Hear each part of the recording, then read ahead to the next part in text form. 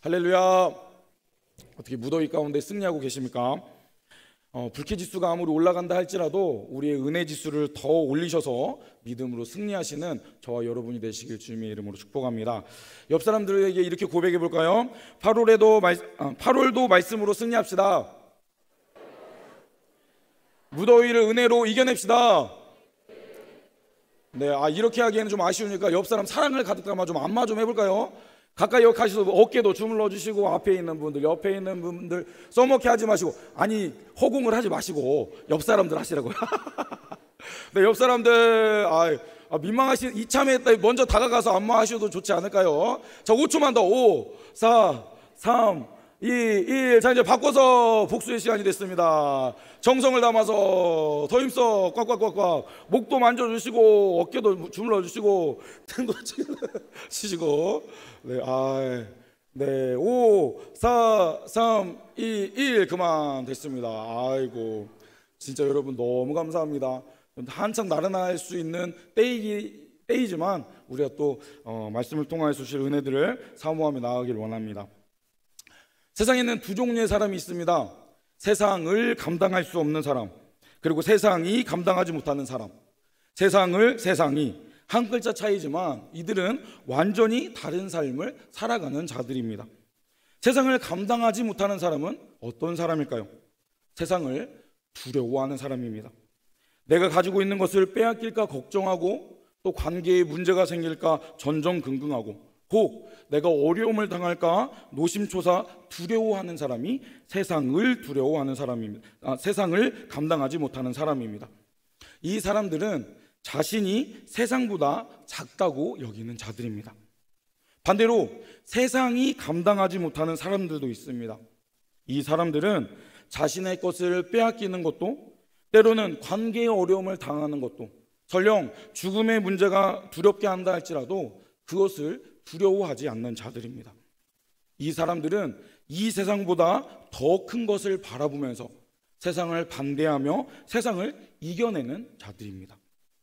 여러분은 세상을 감당하지 못하는 사람이십니까? 아니면 세상이 감당하지 못할 사람이십니까?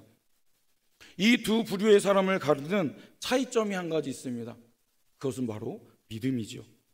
믿음을 가진 자는 세상이 감당하지 못하는 자들이지만, 믿음이 없거나 또는 연약한 믿음으로 바르지 못한 믿음을 갖고 살아간다면 세상을 감당하지 못하는 자들이 될 것입니다. 오늘 말씀을 통하여 세상이 감당 못할 믿음은 무엇인지, 또 우리가 어떠한 삶의 방향성을 가지고 그것을 향해 나아가야 될지를 함께 생각해 보기를 원합니다.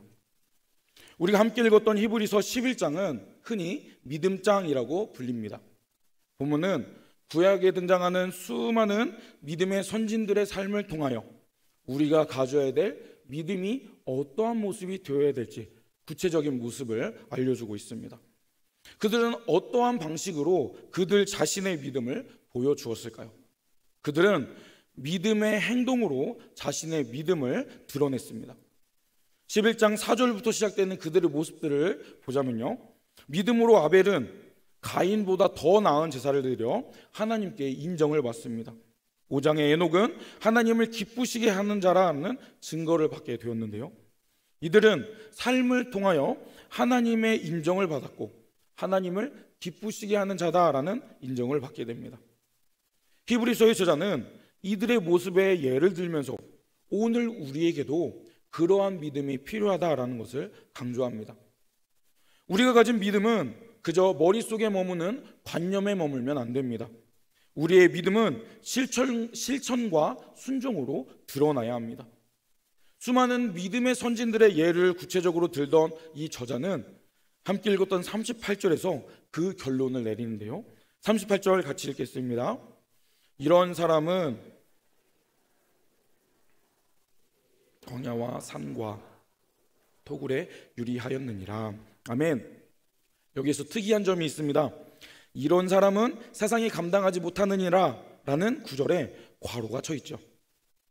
성경에서 괄호가 쳐 있는 부분은 본문의 흐름을 더 명확하게 하고 강조하기 위한 표현으로 우리가 이해하면 되겠습니다.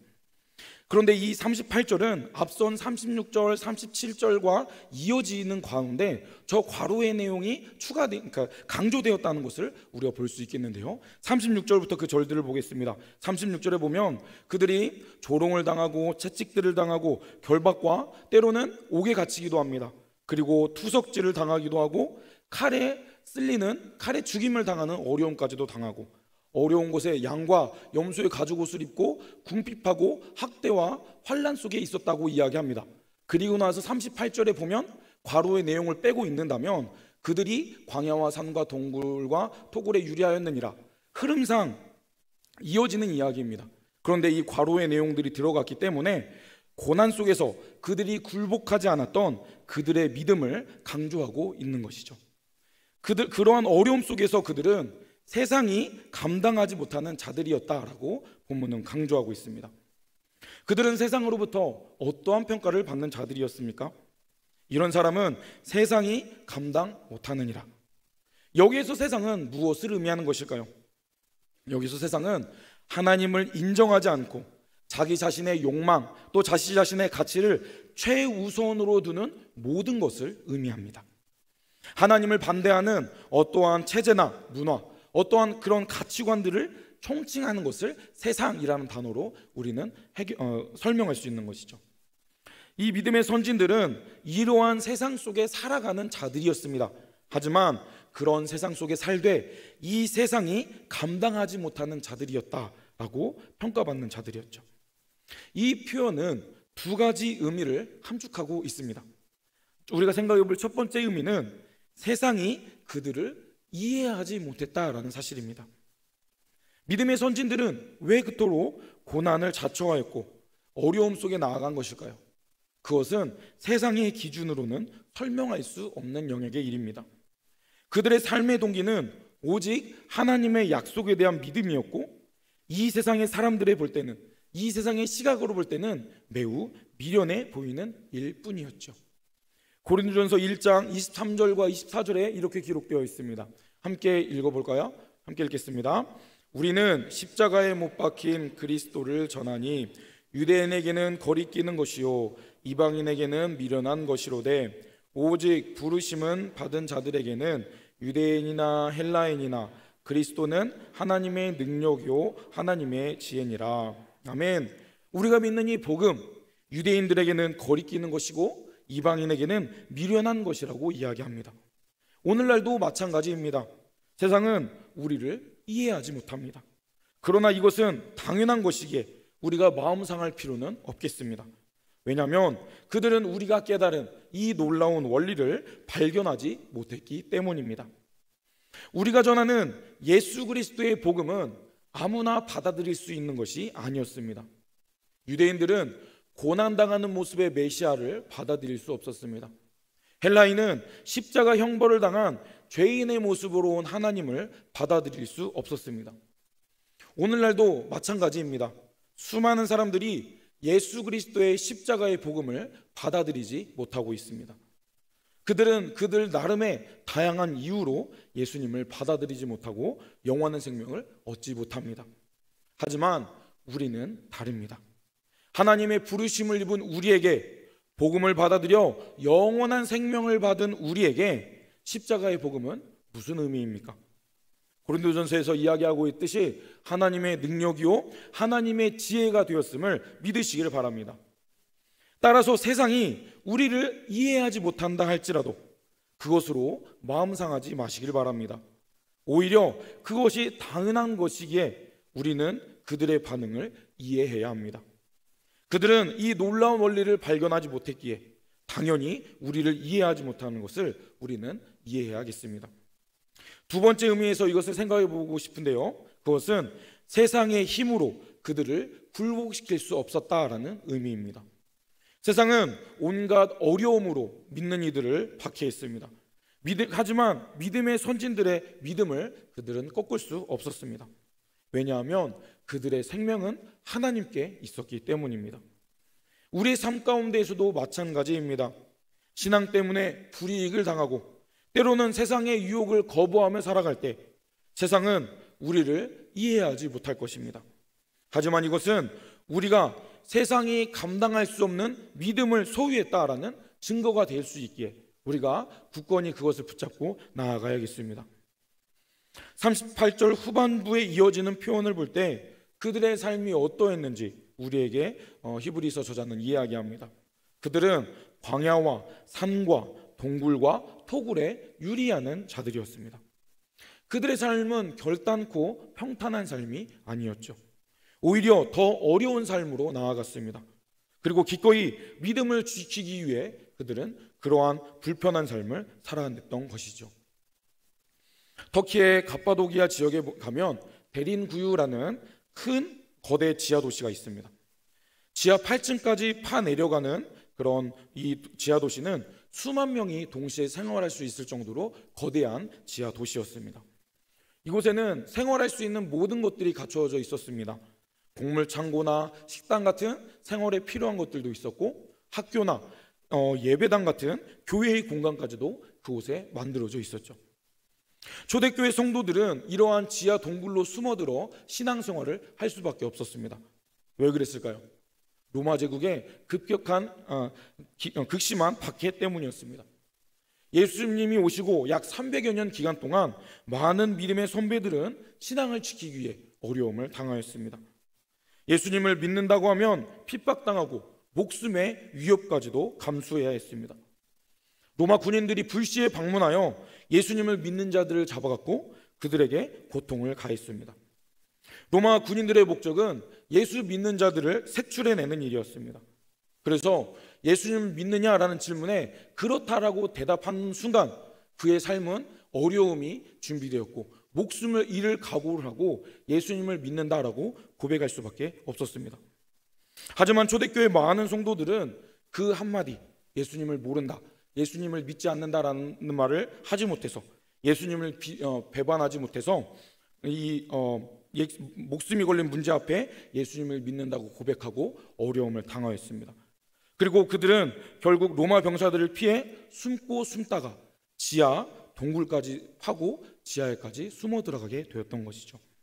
그들은 그곳에서 한 세대만 산 것이 아니었습니다. 여러 세대 살면서 숨어 지내면서 그들이 가지고 있는 그 신앙을 그들의 자녀들에게 전수해 갔던 것이죠. 이 세상의 그 어떤 부모도 자기 자식들이 더 불편하고 힘든 삶을 사는 것을 원하지는 않았을 것입니다. 하지만 그들은 기꺼이 그렇게 어둡고 침침한 지하로 내려가 그들의 삶을 이어갔습니다. 굴 속에서 자신의 자녀들을 가르쳤고 굴 속에서 예배당에서 하나님을 함께 예배했습니다. 그들에게는 그러한 불편함보다 더 가치 있는 것들이 있었고 그것을 바라볼 수 있는 믿음이 있었기 때문이죠. 그래서 그들은 기꺼이 불편한 삶을 감수할 수 있었습니다. 그들은 어떠한 가치 때문에 그런 어려움을 감수할 수 있었을까요? 여러분은 자녀들에게 무엇을 남기고 계십니까? 더 풍요롭고 나은 삶을 남기기 위해 노력하고 계십니까? 더 넓은 집, 더 좋은 교육 환경, 더 많은 것들을 전해주기 위해 노력하고 계시다면 그것보다 더 중요한 것을 놓치고 있는 것은 아닌지 점검하시길 바랍니다. 함께 읽었던 38절 앞부분은 재미있게도 NIV 영어 성경에는 이 구절을 이렇게 번역합니다. 자막 한번 띄워주시겠습니까? The world was not worthy of them. 세상이 그들에게 아무런 가치가 없었다. 오히려 이 표현이 오늘 말씀을 더 자세히 잘 표현하는 말씀이라 생각됩니다. 세상이 그들을 감당하지 못했던 이유는 역설적으로 그들에게 세상은 아무런 가치가 없었기 때문이었습니다. 세상의 유혹, 박해, 고난이 그들의 믿음을 흔들지 못했던 것은 그들은 이미 더 큰 가치인 영원한 하나님 나라를 소유하고 있었기 때문이었습니다. 여러분은 세상을 감당하지 못하는 사람이십니까? 아니면 세상이 감당 못할 사람이십니까? 세상을 감당하지 못하는 사람은 자신의 소유가 빼앗길 것이 두려워, 사람들로부터 소외될 것이 두려워 전전긍긍하는 자들입니다. 질병, 죽음, 그런 공포에 짓눌려 살아가는 사람들이죠. 이들의 삶은 그들이 직면한 모든 문제 앞에 쩔쩔매며 세상의 힘과 가치관에 끌려당하는 자들입니다. 우리가 믿음 생활을 하면서도 여전히 이러한 세상의 논리에 매여 살고 있다면 우리 역시 세상을 감당하지 못하는 사람이 아닌지 우리의 삶을 돌아봐야겠습니다.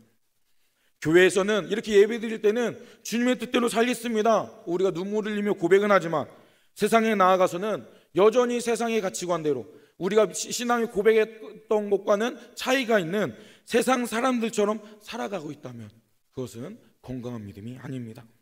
우리는 직장에서도 신앙 때문에 불이익을 당할까 두려워하고 또 물질적 손해를 볼까 봐 세상과 타협하면 안 되겠습니다.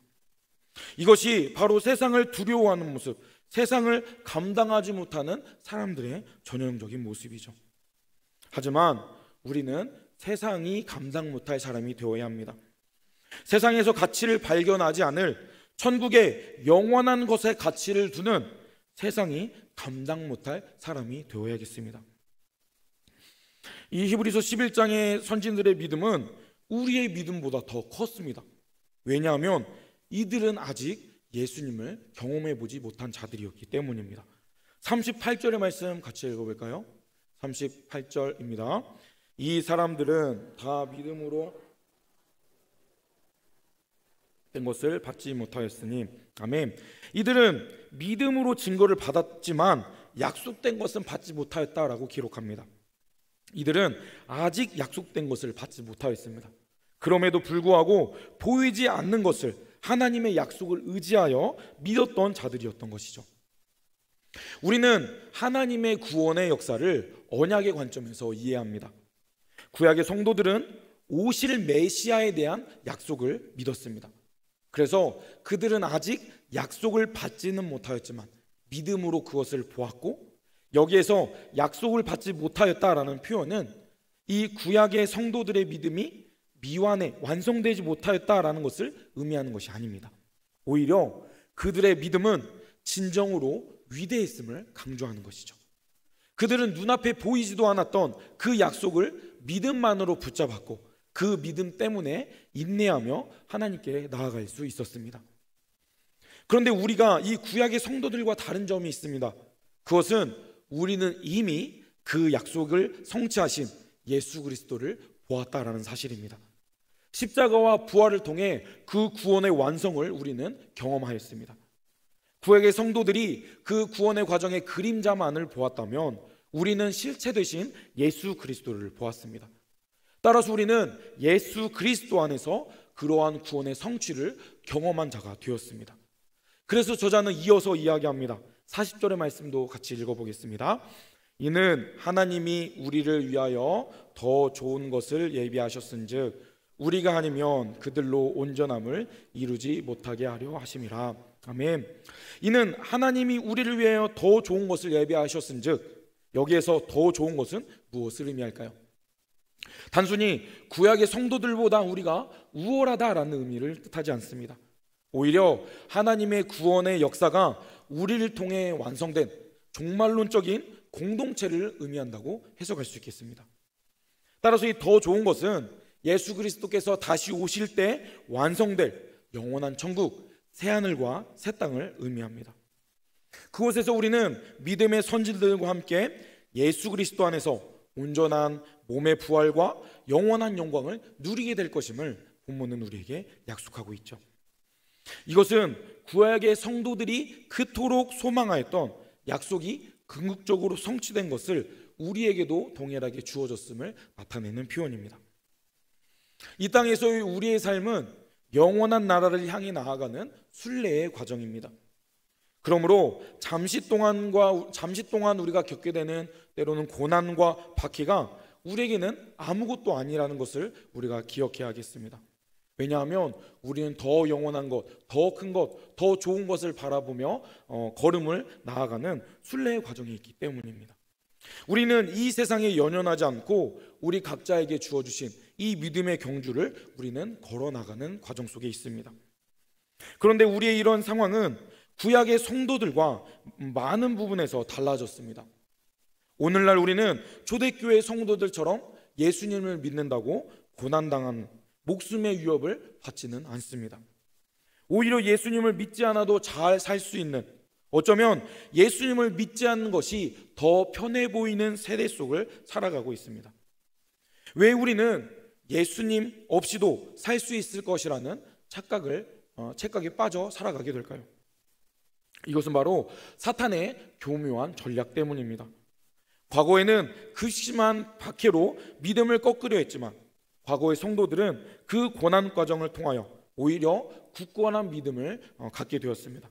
그래서 사탄은 그의 전략을 바꿉니다. 이제는 우리에게 평안함과 풍요라는 미끼를 던져주었습니다.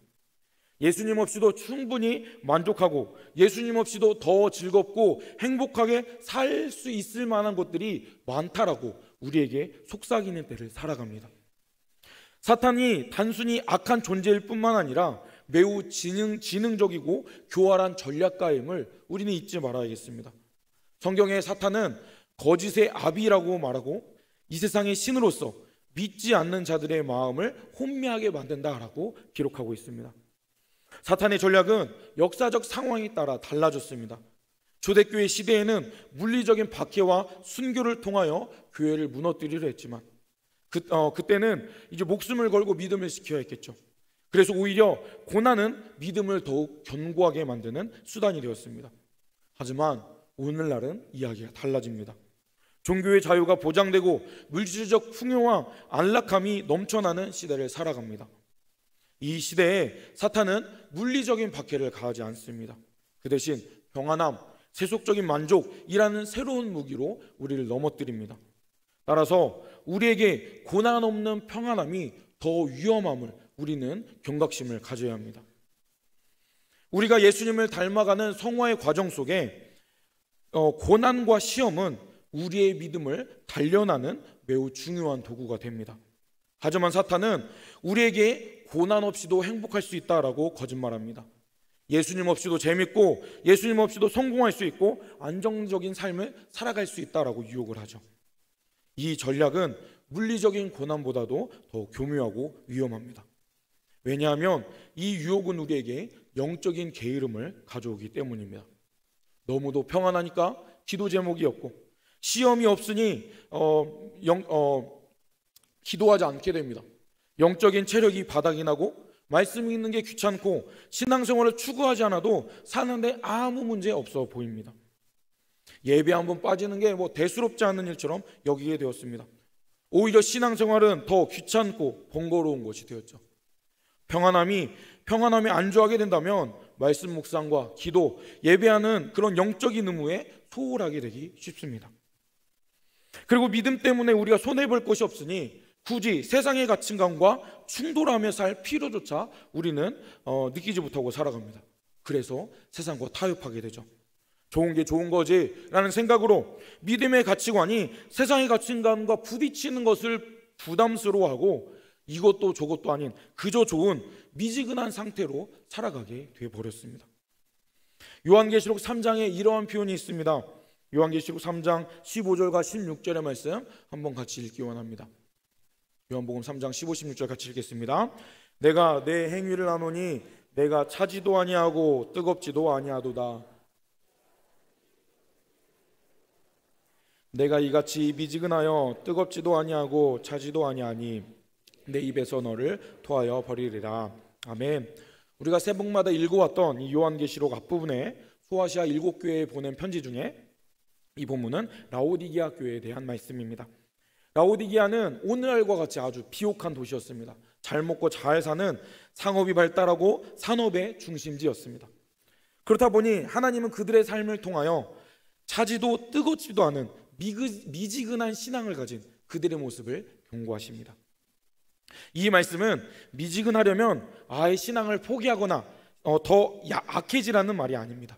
하나님의 사랑을 제대로 알고 뜨거운 열정이 회복되어야 함을 강조하는 표현인 것이죠. 우리는 이 라오디게아 교회의 신앙을 볼 때 우리의 신앙이 이렇게 되지 않도록 우리는 주의해야겠습니다. 모든 것이 잘 풀릴 때 우리는 하나님의 은혜와 섭리를 망각하고 우리의 능력과 노력으로 성공했다라고 착각하기 쉽습니다. 하나님 없이도 잘 살 수 있다라는 착각에 빠져 살아가게 되는 것이죠. 따라서 우리는 이러한 사탄의 거짓말에 빠지지 않도록 정신을 바짝 차려야겠습니다. 본문의 믿음의 선배들은 그들이 비록 광야와 산과 동굴과 토굴에 유리하며 산다 할지라도 포기하지 않았던 한 가지 가치가 있었습니다. 그것은 예수 그리스도를 붙잡는, 예수 그리스도를 믿는 믿음이었습니다.